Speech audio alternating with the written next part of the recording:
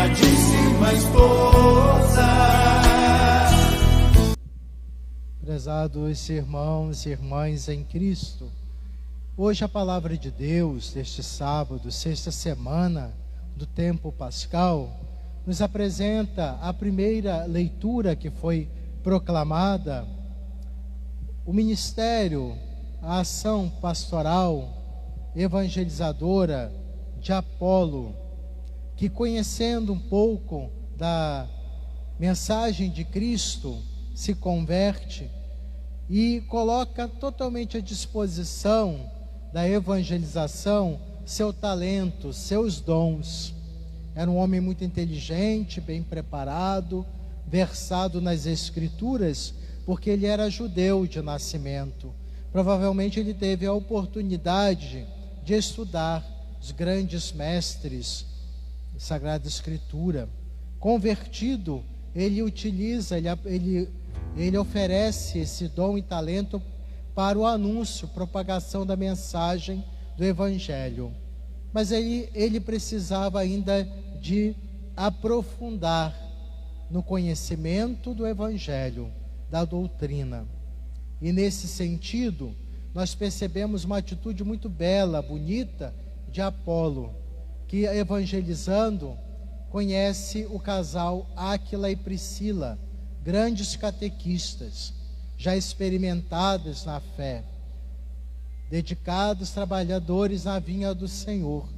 Então, Áquila e Priscila tomam Apolo, convida Apolo para aprofundar na doutrina, no caminho do Senhor. Usa mais o termo caminho, porque doutrina é uma coisa meio estática, e caminho é dinâmico. Caminho é traduzir para a vida a verdade contida na boa nova de Jesus. A doutrina é uma coisa importante, é preciso conhecer bem. A gente só ama aquilo que conhece. Mas a doutrina cristã tem uma dinamicidade, é vivencial. Se ficar só na teoria, não adianta. Apolo conhecia só o batismo de João, ele ainda precisava aprofundar. Áquila e Priscila foram muito importantes nesse processo de aprofundamento de Apolo, que com certeza, com mais elementos sobre o Evangelho, a Boa Nova de Cristo Jesus, pôde contribuir mais ainda para a evangelização. Como é importante a gente aproveitar as oportunidades de formação. A renovação carismática católica, nesse sentido, é um grande exemplo, porque procura aprofundar na doutrina, na formação, para melhor evangelizar. Os encontros de formação precisam ser sempre valorizados. Isso exige humildade. Nunca podemos pensar, eu já sei tudo, estou tanto tempo no grupo de oração, já fui da coordenação, etc. Nunca é tarde para continuar aprendendo, discernindo, refletindo. Nos ajuda bastante. Apolo era um homem inteligente e sábio também. Ele não era arrogante. Aceitou o ensinamento de Áquila e Priscila. Isso é muito interessante, a gente valorizar. Uma pessoa pode ser até inteligente, mas se não é humilde, não é uma pessoa sábia. Se fecha às oportunidades de Deus na sua vida. Como não era um homem arrogante, Apolo aceitou as instruções do casal Priscila e Áquila. Às vezes o Senhor coloca pessoas sábias, capacitadas em nossa vida para nos ajudar ainda mais no aprendizado das coisas de Deus. Então, eles instruíram porque viram em Apolo uma pessoa receptiva. Somos receptivos? Aproveitamos os momentos de aprofundamento na fé? Então essa receptividade fez com que o caminho mais dinâmico ainda de Apolo, ele se tornasse um grande evangelizador. Tanto é que tem uma outra passagem no Novo Testamento que o próprio Paulo cita Apolo, quando aí é uma outra questão triste que ainda existe hoje, quando os grupos de cristãos começaram a se partidarizar. Eu sou de Pedro, eu sou de Apolo, eu sou de Paulo, eu sou do padre tal, do padre... Nós somos de quem? De Cristo. Quem morreu por nós foi Jesus. Estamos aqui por causa dele. Nós somos instrumentos. Eu sou bispo dessa igreja, instrumento do Senhor. Mas a minha missão é que todos nós busquemos o Senhor. Cuidado com os partidarismos. Isso é muito perigoso na igreja. Criar grupos, dissensões. Somos irmãos. Inclusive, os termos utilizados para identificar o cristão, aqui na primeira leitura, os cristãos são chamados irmãos, discípulos e fiéis.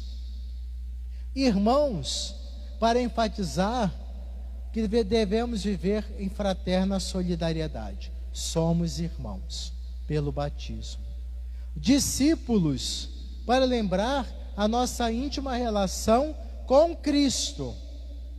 Ele é o nosso mestre. Nós não somos discípulo do padre X ou Y. Não sou discípulo do Papa atual, nem do anterior. Sou discípulo de Cristo, porque o próprio Papa é discípulo de Cristo. Tem a missão importante que devemos valorizar muito, respeitar muito, sucessor de Pedro, Papa, amar, rezar por ele. Mas somos discípulos de Cristo. Por amor a Jesus, estamos na igreja dele. Depois fiéis, porque Jesus que é o mestre e o Senhor. Não temos outros mestres. Nosso mestre e Senhor, a quem seguimos, é Jesus. Respeitamos e amamos os pastores da igreja, porque eles, em nome do mestre Jesus, acompanha, conduz a comunidade. É por isso. Então não nos esqueçamos, como cristãos somos irmãos, discípulos e fiéis. Somos irmãos, discípulos e fiéis. Não podemos esquecer disso em nossa caminhada. Já o Evangelho é o tema da oração, da alegria. A alegria no Senhor. A alegria do Senhor é a nossa força. A alegria é um tema muito importante. Todo mundo quer ser feliz. Quem não quer ser feliz precisa cuidar, fazer um tratamento psicológico, né? Quem gosta de sofrer tem problema. A alegria é o caminho que busca de realização. Pena que a gente às vezes não entende como é esse caminho. Buscamos a alegria fugaz do mundo, passageira, que o mundo engana muito bem. Nos oferece felicidades, prazeres instantâneos, momentâneos, descartáveis. A alegria do Senhor é perene. Como a tristeza do mundo passa, a alegria do mundo passa também. Não nos esqueçamos disso. Como a tristeza é algo que a gente não quer que tome conta do nosso coração, a alegria do mundo também é passageira. A alegria que vem de Deus perdura para a eternidade. Agora existe um tipo de tristeza que perdura por toda a eternidade. É justamente a que nos leva para o distanciamento de Deus. o inferno. Essa é a tristeza por toda a eternidade.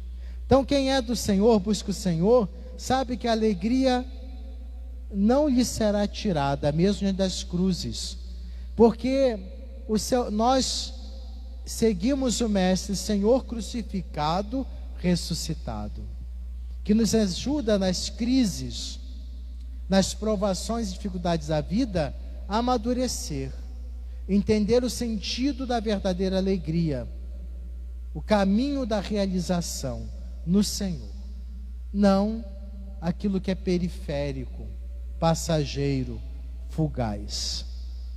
Já falei aqui uma vez, grande padre da igreja, acho que já disse isso, nos exortando a buscar o caminho do Senhor.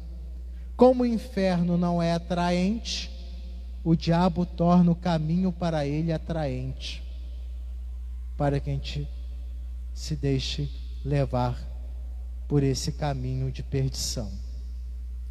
Às vezes o caminho do Senhor, no aspecto mundano, não é muito atraente, mas é realizador. É o caminho que leva para a porta estreita. O próprio Jesus fala isso. Caminho que leva para a perdição é a porta larga, fácil. E às vezes nós estamos aí procurando uma religiosidade fácil, adocicada, sem muita exigência.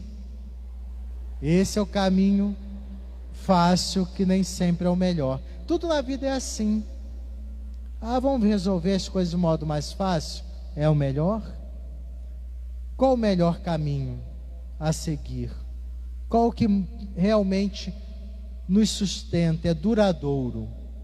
Por exemplo, quem entra para uma faculdade tem que se esforçar bastante para conquistar aquela meta, o diploma.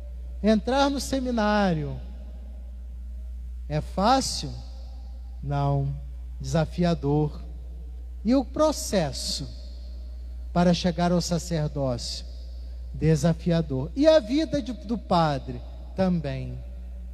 É difícil, mas é profundamente realizador, porque é o caminho que nos propõe o Senhor e que nos traz grande bênção e felicidade. Nos mostra, inclusive nos Atos dos Apóstolos, os apóstolos, quando foram perseguidos, maltratados, tem uma passagem que diz assim, que os apóstolos foram depois soltos, depois de serem maltratados, e estavam felizes por terem sido dignos de sofrerem por causa de Jesus. Será que nós somos capazes de dizer isso no momento de provação, no momento de dificuldade? Se é por causa do Evangelho, Senhor, eu acolho este momento de luta, de provação. Não é fácil dizer, mas é o caminho da realização em Deus. A alegria que vem do Senhor não é a ausência de cruz, porque a gente sabe que o nosso Salvador foi crucificado, mas não derrotado. Ele foi vitorioso. A alegria que vem de Deus é um dom, é a certeza firme da vitória do bem sobre o mal, a vitória do Senhor sobre o pecado e a morte. E a alegria do Senhor permanece, porque no meio da crise, da provação, nós enxergamos muito além daquilo que é aparente, fugaz do mundo. Enxergamos, o Senhor permite que a gente enxergue muito mais longe, fruto do amadurecimento, do aprofundamento da nossa fé na oração, na perseverança, na fidelidade. Porque em meio às provações, tempestades da vida, queremos ser irmãos, queremos ser discípulos, queremos ser fiéis. Façamos isso e a alegria do Senhor sempre será a nossa força. Amém. Imaculado Coração.